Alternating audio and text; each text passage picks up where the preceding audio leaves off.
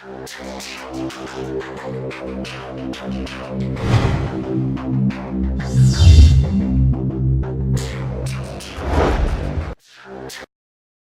Senate on Tuesday unanimously concurred with President Duterte's ratification of the historic Paris Climate Agreement, an international pact that seeks to delay and mitigate the destructive impact of extreme weather.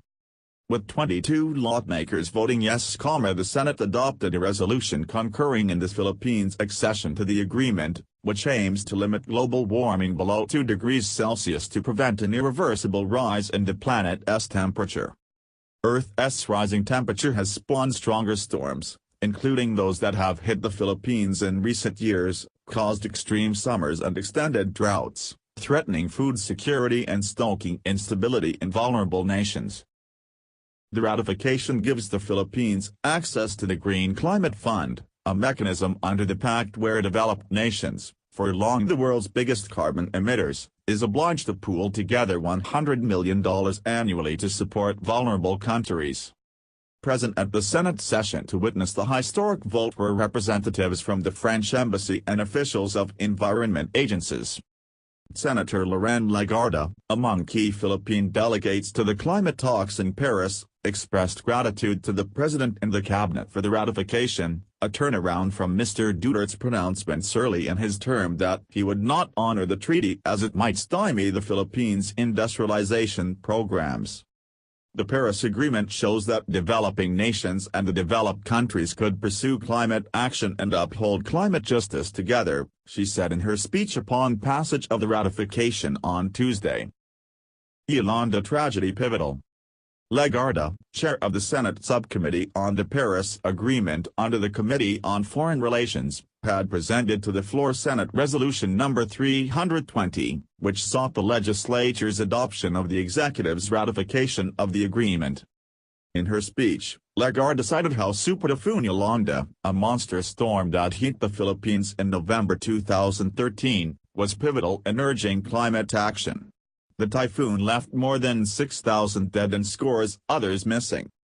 With the Yolanda tragedy, the Philippines became the face of climate vulnerability. We have hardly contributed to climate change, and yet we are the victims. The world listened to our voice in the climate talks. We had the moral suasion. We were regarded the leader of the vulnerable, the champion for climate justice, she said.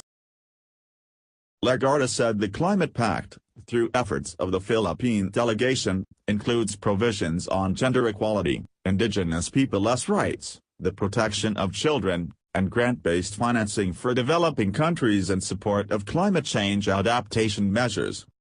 Acceding to the Paris Agreement allows our country access to international climate finance mechanisms and to acquire support from developed countries for adaptation, mitigation, technology development and transfer, and capacity building, said Legarda, adding that this could help fund early warning systems, comprehensive risk assessment and management tools, and other capacity building projects and programs toward climate resilience. While welcoming the accession, Senator Sherwin Gatchalian, chair of the Senate Committees on Energy and Economic Affairs, meanwhile called for a balance between environmental responsibility and economic resilience. We must take care to ensure that our valiant efforts to safeguard and preserve the environment do not result in the curtailment of the economic growth potential of our developing nation, he said. Climate Reality Project Philippines, the local branch of the Climate Action Group founded by former United States Vice President Al Gore, welcomed the ratification as an important step toward fighting the effects of climate change. Renato Constantino, executive director of the Institute for Climate and Sustainable Cities, called more decisive government action. The baton has been passed back to the executive branch to implement the Paris deal, said Constantino.